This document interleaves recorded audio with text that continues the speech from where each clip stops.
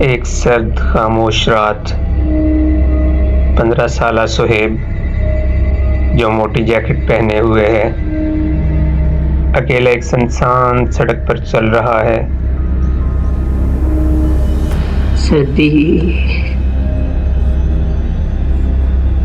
सड़क के एक तरफ ऊंचे ऊंचे दरख्त हैं और दूसरी तरफ झाड़ियां। हवा की साएं साएं और दूर से हल्की हल्की सरसराहट सुनाई दे रही है।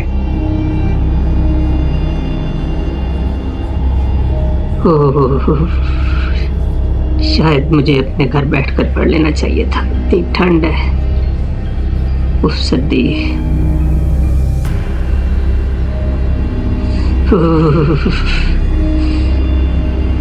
सुनो,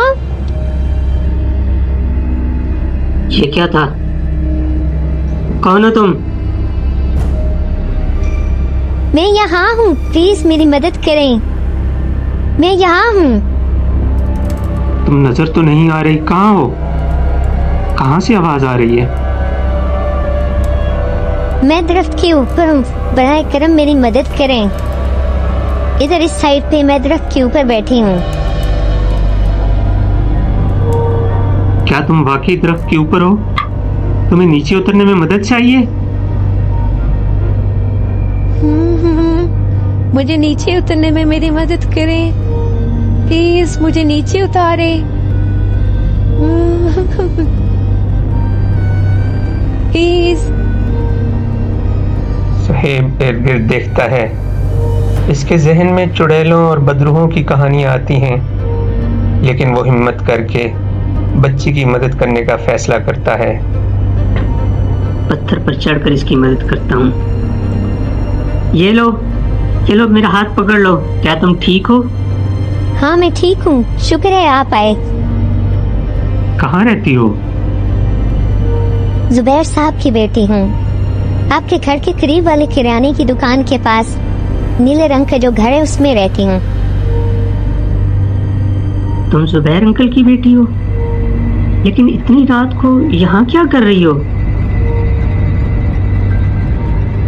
सुहेब गौर से सुनता है और इसकी हिफाजत का अहद करता है।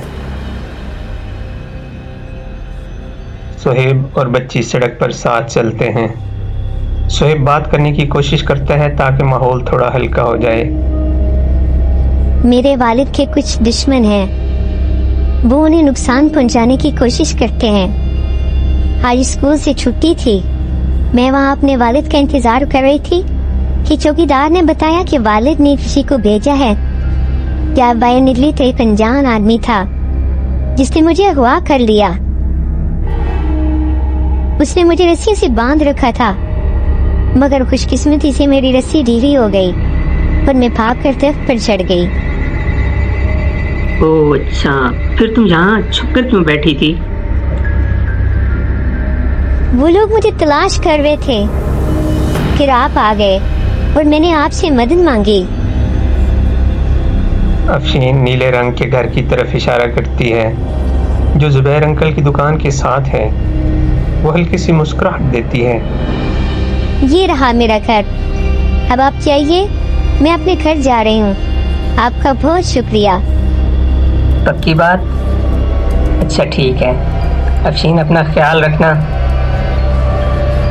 अफशीन दरवाजे से अंदर दाखिल हो जाती है। लड़का देखता रहता है और फिर घर की तरफ चल देता है।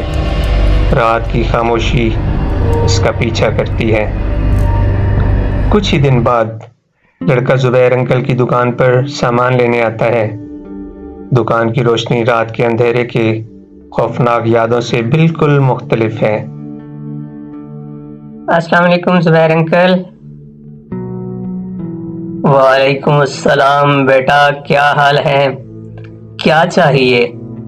अंकल वो अफशीन कैसी है?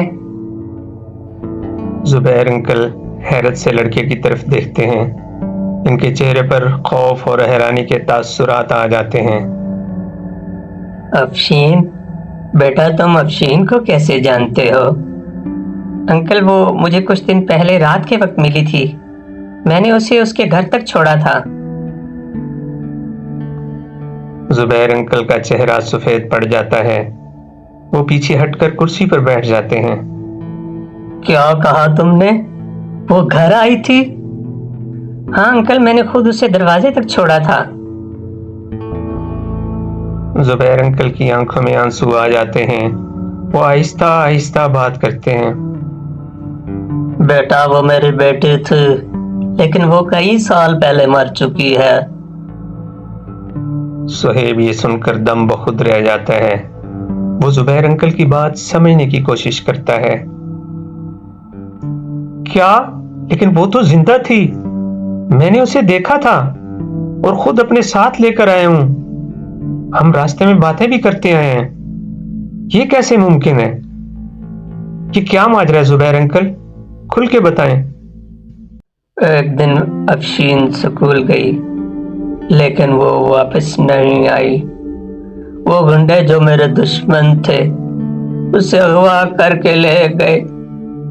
वो किसी न किसी तरह वहां से भाग निकली, मगर पुलिस के मुकाबले में उसे गोली लगी और वो वहीं अल्लाह को प्यारी हो गई।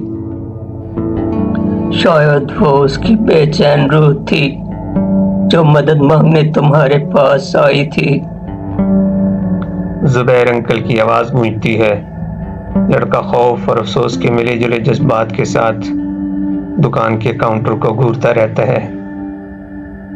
मगर अफसोस, जी हाँ, सचमुच वो अफशीन की रूह थी जो सुहेब को रास्ते में मिली और सुहेब ने उसे हकीकत समझा। दुनिया में इस तरह के वाकयात मिलते हैं जिन पर यकीन करना नामुमकिन होता है।